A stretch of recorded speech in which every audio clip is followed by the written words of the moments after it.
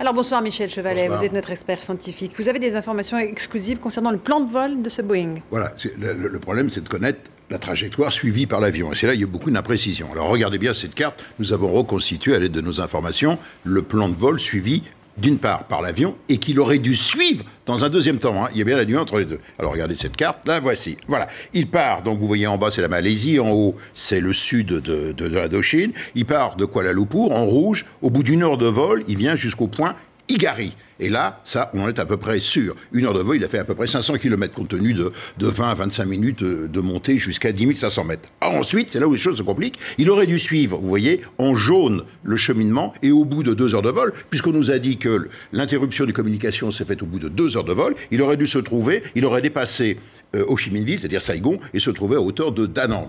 Et là, bien sûr, on n'en a pas la trace. Parce que ça se voit. Un gros avion qui vient s'écraser dans la forêt, ça se voit. Donc, vous voyez les imprécisions. Donc, moralité, il y a bien une imprécision complète à la fois sur le timing, l'heure, et deuxièmement, sur la position de l'avion. Voilà où on en est actuellement. Donc, l'information que je vous donne, c'est la trajectoire qu'il aurait dû suivre. Et donc, suivre ces recherches-là. Or, les recherches n'ont rien donné, donc il faut les chercher ailleurs, puisque si on ne le trouve pas, mer. il est ailleurs. Et donc, on s'oriente en mer, donc il a dévié de sa trajectoire. Et là, deux hypothèses, soit il dévie de sa trajectoire parce qu'il y a un problème technique, mais il en avertit le contrôle aérien, il n'y a pas de communication radio, soit c'est un détournement d'avion qui l'aurait amené à se déporter. Voilà où nous en sommes aujourd'hui. Merci pour ces informations, Michel Chevalet.